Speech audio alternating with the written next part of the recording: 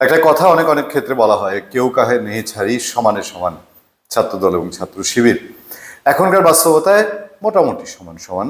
কারণটা লোকসংখ্যা বেশি বা কম সেই দিক থেকে না, কারণটা হচ্ছে বর্তমান বাস্তবতা। জামাত শিবির, জামাতে ইসলামী এবং ইসলামী ছাত্র শিবির কম্পারেটিভলি অনেক অনেক সুবিধাজনক অবস্থানে বাংলাদেশের ইতিহাসের আগের যে কোনো সময়ের চেয়ে।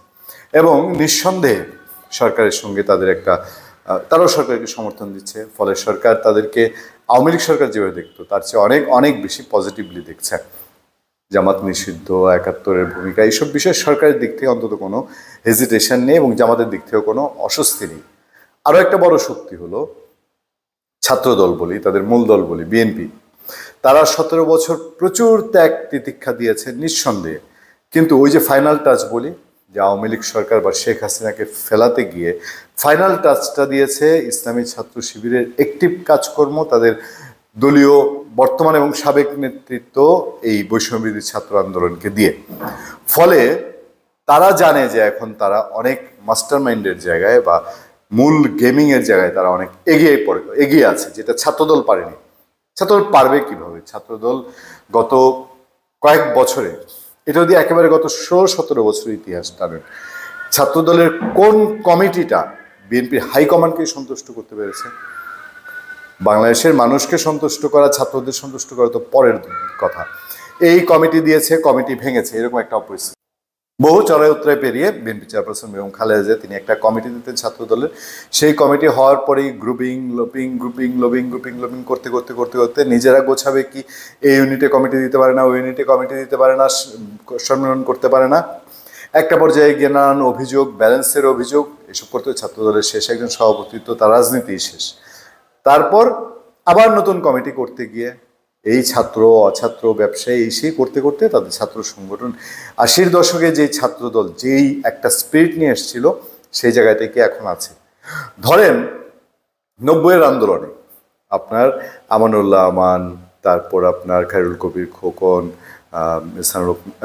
মিলন, তারপর আপনার সেটা হচ্ছে আপনার এরপরে নাসিরউদ্দিন পিন্টু, শহীদুদ্দিন চৌধুরী, এনি, এই যে নেতৃত্ব বের হয়ে এসছে, ইভেন সুলতান সালাউদ্দিন টুকু পর্যন্ত।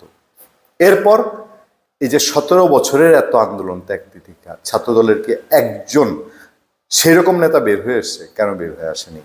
এটা কি ছাত্রদল ভেবে দেখেছে? আমি শিবিরের এখানে ইসলামী ছাত্র শিবিরের তার ঢাকঢোল পিটাতে বসিনি, কিন্তু আজকের এই পরিস্থিতির জন্য ছাত্রদলের এই পরিস্থিতি, শিবিরের তো ধারে কাছে আসার কথা না ছাত্রদলের। মাঝে মধ্যে আগে বিভিন্ন সারা দেশের মধ্যে বিচ্ছিন্নভাবে রাজশাহী ইউনিভার্সিটি, কখনো কখনো খুলনা, কখনো কখনো জাহাঙ্গীরনগর ইউনিভার্সিটিতে শোনা যেত ছাত্রদলকে শিবির চ্যালেঞ্জ করছে। কিন্তু এখন এই যে কুয়েটের যে ঘটনা ঘটেছে, এই ঘটনায় সারা বাংলাদেশি ইসলামী ছাত্র শিবির ছাত্রদলকে একরকম চ্যালেঞ্জ করে বসছে, একরকম বলেই বসেছে যে আমাদের কিন্তু দুর্বল ভাববেন না, আমাদেরকে এটাকে সরলতা ভাববেন না। এইটা যদি হয়, এখন শিবির যে অবস্থা, ইসলামী ছাত্র শিবির এবং ছাত্রদল স্বাভাবিকভাবে কিছুটা সমীহ করেই চলছে বলা যায়। ক্ষমতায় আসার আগে আর শিবিরের ডেরায় সেভাবে হাত দেওয়ার তারা চিন্তা ভাবনাও করছে না, এটা অনেকটা প্রমাণিত। সেই ক্ষেত্রে ছাত্রদল এবং ছাত্র শিবির যদি লেগে যায় কি হতে পারে, চলুন বর্তমান উপদেষ্টা আসিফ নজরুলের, আইন উপদেষ্টা, তার পোস্ট থেকে একটু শুনি। আমরা এই গণ্ডগোল লাগার পর থেকে আমরা ভাবছিলাম বিষয়টা এরকমই, সেটাই আসিফ নজরুলের সঙ্গে আমরা অনেক কিছুতে দ্বিমত থাকলেও এই জায়গাটায় অনেকটাই একমত হওয়া ছাড়া আসলে উপায় নেই। আসিফ নজরুল বলছেন, আওয়ামী লীগ আমলে লীগের সঙ্গে অন্য যে কোনো পক্ষ, দল বা পক্ষের মারামারি লাগলে সেখানে পুলিশ প্রশাসন নির্লজ্জভাবে লীগের পক্ষে থাকতো, ফলে খুব দ্রুতই অপরপক্ষের অনেক ভঙ্গ দিত।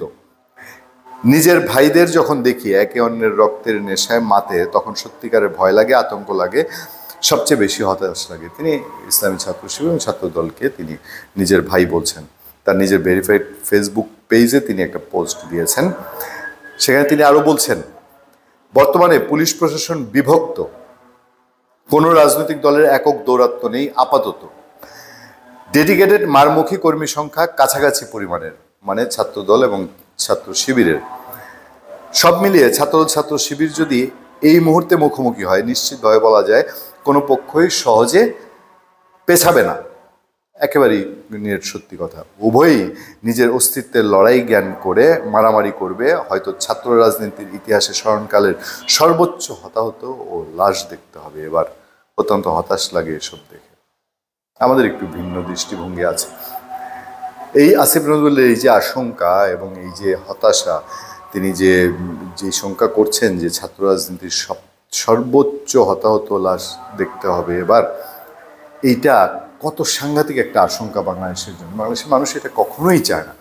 এটা ছাত্রদল অনেক অনেক গৌরবের তাদের ইতিহাস, কিন্তু এটা যদি হয় আপনারাই কল্পনা করেন, আপনি পেটে ভাতে শান্তিতে যারা রাজনীতির ধারে কাছেও যায় না তাদের জন্য এটা একটা অশান্তির জায়গা তৈরি হবে। কেন এরকম হয়েছে এটা নিয়ে আমরা আরেকটা আলোচনায়, আরেকটা পর্বে এক জায়গায় আলোচনা করব। আমাদের মধ্যে কিছু দ্বিধা আছে। আসলেও কি ছাত্রদল বা ছাত্র শিবির তারা এবার এটা হঠাৎ করে কুয়েতের ঘটনায় ঘটেছে, নাকি এর ভেতরে আরও কিছু আছে, কোনো একটা অংশ আছে? এটা আওয়ামী লীগ ছাত্রলীগ ওই গুপ্ত সংগঠন বললে হবে না, অন্য কিছু কি আছে? সেই অন্য কিছু নিয়ে পরবর্তী কন্টেন্টে দেখার আমন্ত্রণ রইল। ধন্যবাদ সবাইকে, ভালো থাকবেন, সুস্থ থাকবেন। আপনার সাথে আমি আতিক রহমান পূর্ণিয়া।